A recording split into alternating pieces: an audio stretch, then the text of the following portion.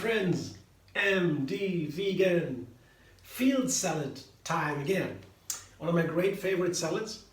I made it sometimes already with different dressings, different combinations, but field salad is the only salad that is in season all over the year. Yeah. The only thing is, it is so easy to eat, but you have to see these little seed plants. Yeah, this is one plant, one field salad plant, complete. Yeah, there, even the roots are on there. These are the rest of the roots. A little bit you have, you see, from the roots. All I did is, first I washed it in a big water basin. I washed it so that the sand can fall out, because they are in sand. It seems sandy ground is best for them, it seems. A lot of sand is in their little roots here. There are small leaves, you see. These small leaves, the rest of it, they are here, the smallest leaves, and here are larger ones outside. This is a small one, there are big ones too, like this.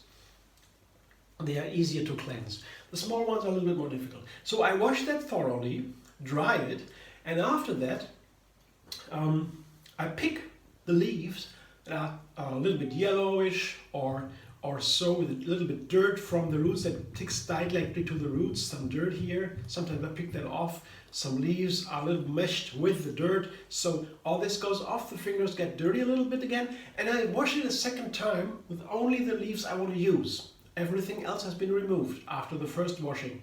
Then the second washing, this comes out. So everything is clean, and you see the second time the water basin, you look in the water, there's still dirt in there. So I know from a friend of mine from Russia, her mother, her grandma and her mom, they told me they used to wash the salads 7 times. I don't know if it's a magical number or something, where they were superstitious, I don't know, but she told me that their parents, their grandparents were doing that with every kind of salad. And I know when you have a garden, and there is a lot of dirt in the garden, that's the garden usually, outside. So far it changes now, we get the indoor garden and so, hydrocultures and whatever. But the usual way, the old way, the traditional way, with a lot of dirt in the plants, that asks for several cleansings. You know, that's why they did that, I guess. 7 times. So second, 2 times here. So that was something to me. So with this salad you have to do that. It is such a delicious salad. It's a little bit more expensive than other salads. It has a nutty flavor. You can eat these little plants as is. They are delicious. There's nothing bitter. It tastes nutty. These are wonderful. There's even a fairy tale called Rapunzel in Germany, a German fairy tale. And the girl has a big braid, and the boy, the prince, he climbs on the braid, and the braid, because she is in prison, kind of prison. And she has such a long hair that the prince saves her climbing that braid. I tell this story because her name is Rapunzel. And Rapunzel is the old German word for field salad. These are Rapunzel. And the girl got there in that bunker because her mother was almost dying when she got a baby. Before she got a baby, she was very hungry, and the neighbor had Rapunzel in their garden, field salad. And the man, he wished nothing more than to give his wife this Rapunzel salad. So she asked the neighbor for the Rapunzels, because they are almost starving, and his wife wanted to have them so badly. Yeah, she made such a stress. So he asked her, and she said, "Okay, but you have to give me your first baby, you know." And then the story went on. So he gave her the first, but the baby was given to the bad woman. They had their field salad, enjoyed their field salad, and then that woman lived in that bunker. And then the prince came and climbed up her long, beautiful braid. But Rapunzel is a famous word in Germany, but it is field salad in general. So field salad here, this is a very nice salad because it's really delicious. You know, it's the most delicious salad maybe ever. Yeah, it is a very famous story, and for a reason. Yeah? They had these fairy tales from the 19th century or so. They were written down, German collectors or European collectors. They're famous now. They are pretty cruel. They have very authoritarian didactics. It's horrible what they say. You know, modern fairy tales are different. Yeah, but at that time they reflect always the culture of the country. Very authoritarian. They hit people and kill the kids and these kind of things. You don't want to do that anymore to the kids today. Maybe you would. I don't know. Kids are cool too. So, but it is a famous salad, and these stories have a background. And this Rapunzel salad is really amazing. And that's why it deserves a nice fairy tale. So here I have a pear. That's another combination. Today I try something new with a pear, and that is I think it is nice to put a pear into a field salad. Yeah, field salad is very versatile. The leaves are firm. Yeah, they are not too. You cannot damage the leaves too easy. You can't put too much into the field salad. Then it is too much. But a little bit goes. The pear is okay. It's light. Cut it into small pieces.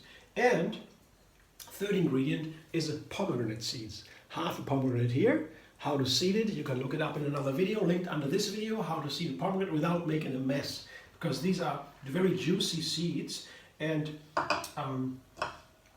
always let some juice comes everywhere and close the other things in the kitchen, so you always make a mess if you don't do it the right way. And in the video I show it's not too difficult. So pomegranate seeds are bitter and sweet and crunchy. Opposite of the pears, they're very soft. Yeah, crunchy versus soft, very nice. And the pears are sweet, and they only are bitter in the peel a little bit. You don't taste it when you eat a pear, but there is a bit of flavor though in the pear, and that gets a little bit, you know, into the game more. When you put pomegranate seed in there, they get out the bitter flavors from the pear, make it more apparent, and they make it taste nice, give it a little bit of zing. So pear and pomegranate are the classic to me. Yeah. And another one of these classics is walnut. Not too much though. I have only a small handful of walnuts here, because when I put more walnuts in there, the whole salad might become too heavy, you know, because the field salad is light. You put too much into it, too much nuts, for example. Some nuts okay, but not too many. It might become too heavy. Not so pleasant. Now I keep 1 or 2 or 3 of these beautiful half walnuts for decoration on top here. There I keep for decoration. So this is the main ingredient of the salad. Look at what beautiful tones here. Isn't that really a poem in visual poem? Isn't that? I love to look at my salads like that a lot, because you can create so many colors and shapes and so fragrances. And here, the thing today, why I made this dressing, I thought I want to use my horseradish cream. Yeah, from weeks ago I made a horseradish cream dressing. This is now the 5th or 6th batch, and they get more and more better the more I do them. Yeah, it's so easy, 5 minutes ready. You can watch also a video for the horseradish cream, how to make it. It's an amazing dressing, and you can make a mistake if you put too much horseradish into the dressing and you blend it with the cashews and apple cider vinegar and dates and a little bit of water and salt. If you put too much horseradish, it can be very hot and biting. So take only a small amount, and then you have the most wonderful horseradish cream ever. And it's so nice for many salads, and many salads really win by this dressing. That's a method I use. I make my salads classic combinations. This one is a little bit new with the pears and pomegranate seeds and the walnuts. That is a little bit new with the pears. But the dressing here is also very nice with pears, I guess. Yeah. And let's see. I have here the dressing. You see the beautiful cream. You blend it a long time, the dressing. Yeah.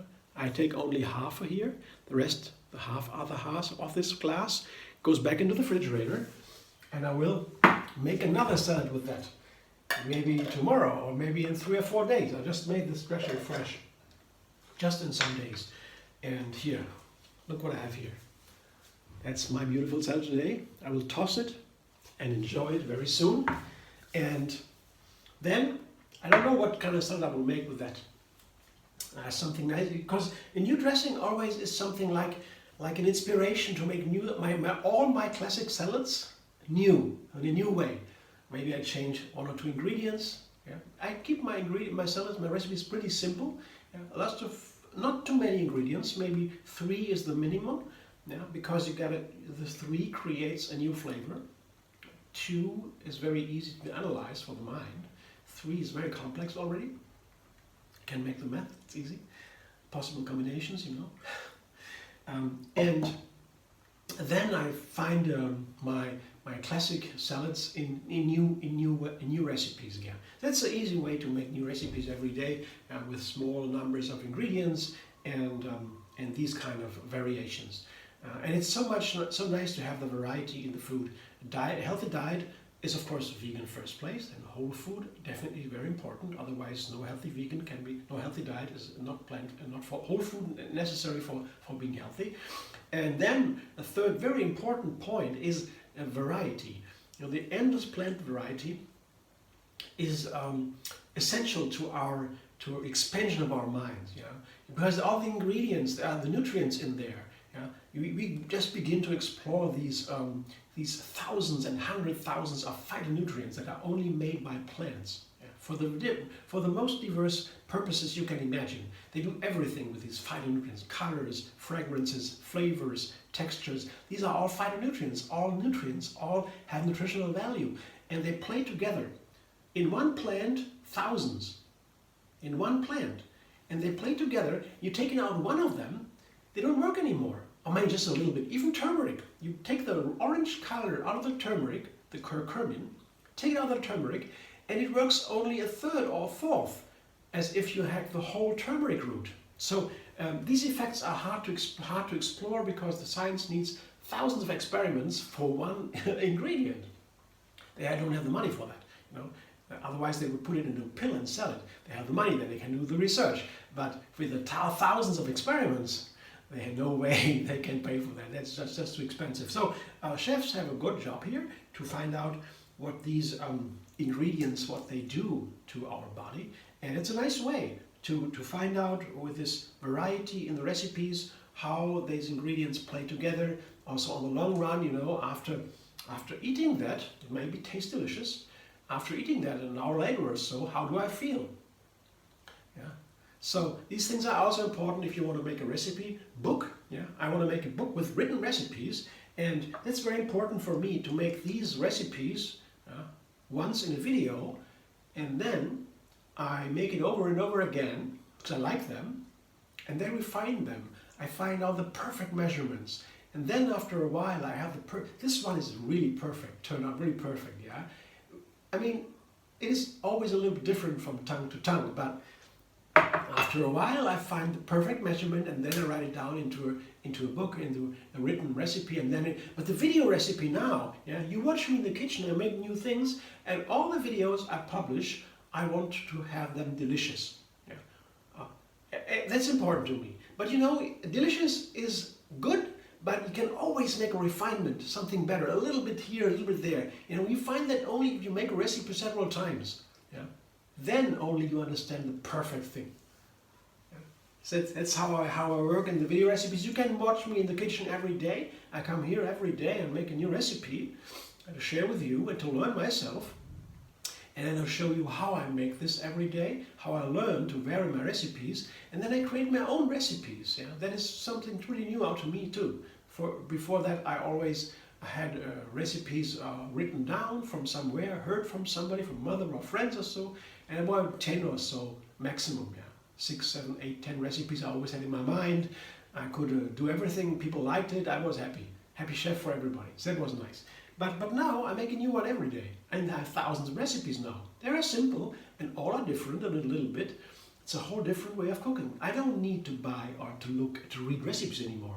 Just for inspiration, I like to read a recipe book. Of course, it is fun to see a recipe book. You know, you get to know a little bit the personality of the chef or the different chefs also. That's all fun and interesting and inspiring too. But I don't need that for cooking now anymore, because of that simple take-3 method. So that's all I wanted to say for today. It's a little bit much, but I hope you enjoy. Thanks. If you are interested, yeah, like my video, subscribe MD Vegan on YouTube, have another recipe every single day, and find me on Facebook, Instagram, Pinterest, and Twitter. And don't forget to tell me your own ideas, inspirations. Yeah, you are supposed to be your own creator of recipes, and then I will be happy to answer and maybe also be inspired by your ideas.